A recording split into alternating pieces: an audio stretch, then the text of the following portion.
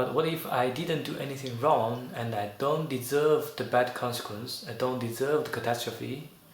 Should I still blame myself? Should I still take full responsibility for what happens to me?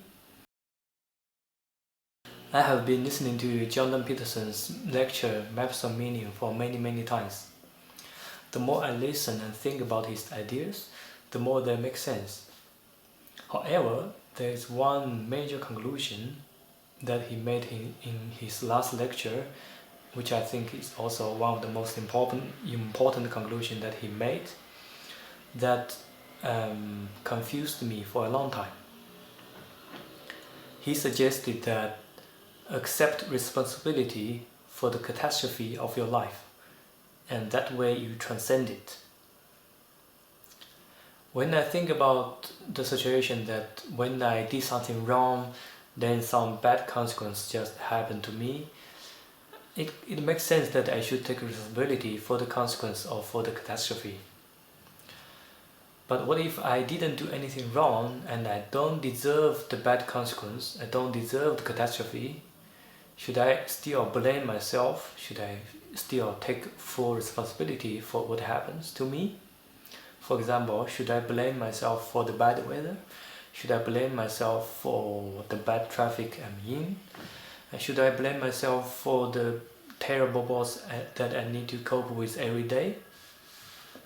In this video, I try to offer an answer for those questions. I come to understand the real meaning behind all those old stories and what Jordan said, accept responsibility for the catastrophe of your life, by a better understanding of the word responsibility. Responsibility consists of two parts: responsibility. In another word, it means the ability to respond. When Jordan or other old stories suggest that we should accept responsibility for the catastrophe, they don't mean that we should take ownership of the catastrophe. They don't mean that we should blame ourselves for whatever happens to us. What they mean is that we should take the ownership of the ability to respond to whatever happens to us. In another word, we are responsible, we are responsible to whatever happens to us, good or bad. And another level that I don't think they explained very well is that we are always responsive animal. We are always responding to anything that happens to us. But all the old stories want to suggest, or I think somewhere else suggests better, is that we have the ability to respond to the catastrophe of our life in a way that is beneficial for ourselves.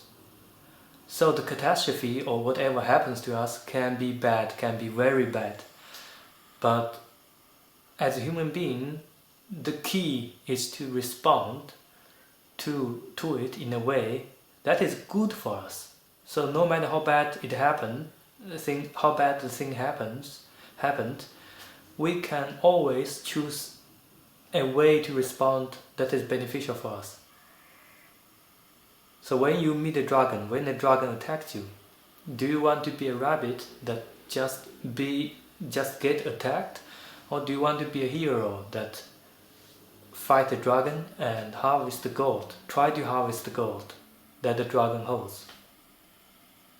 I think that's another level that this sentence didn't include.